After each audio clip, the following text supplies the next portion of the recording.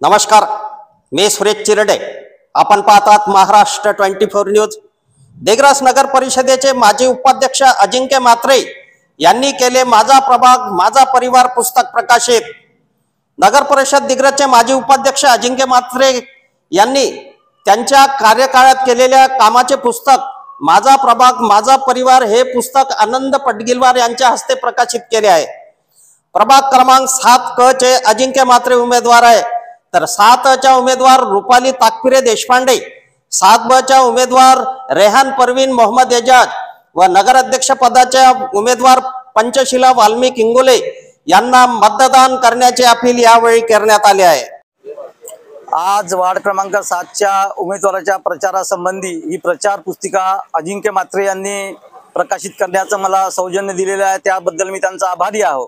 व येणाऱ्या 7 नंबरच्या वार्डासाठी रुपाली ताकपिरे, रेहाना परवीन मोहम्मद एजाज आणि अजिंक्य म्हात्रे हे उभे आहेत. येणाऱ्या इलेक्शन मध्ये सेवकाला नगरसेवक करा एवढीच तुम्हाला विनंती आहे. व सामान्य लोकांना जी अपेक्षा आहे की राजकारणातून भ्रष्टाचार मुक्त असले पाहिजे, तसा भ्रष्टाचार मुक्त व्यक्ती आपल्याला अजिंक्य म्हात्रे यांच्या रूपाने मिळालेला आहे. त्याला नगरपालिकेत पाठवून विजयी करा. धन्यवाद. मी रवींद्र गणपतराव आरगडे, शिवसेना उभाटा तालुका अध्यक्ष. होऊ घातलेल्या नगरपालिकेच्या सार्वत्रिक निवडणुकीकरता या ठिकाणी प्रभाग 7 मधून अजिंक्य म्हात्रे,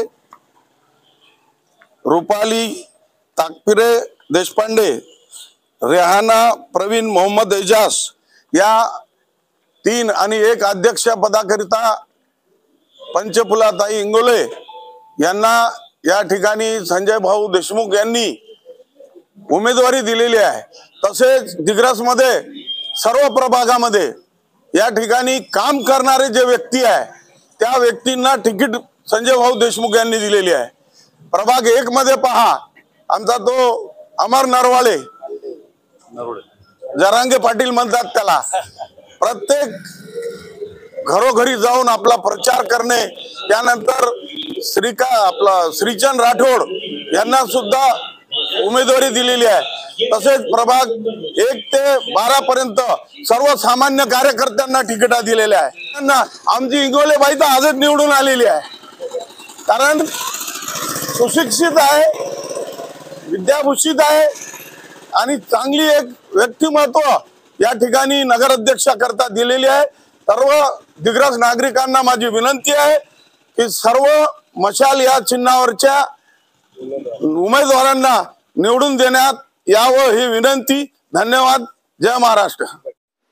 आमच्या पुढील बातम्याच्या अपडेट मिळवण्याकरिता आत्ताच आमच्या चॅनलला सबस्क्राईब करा व बेल आयकॉन वरती क्लिक करा. धन्यवाद.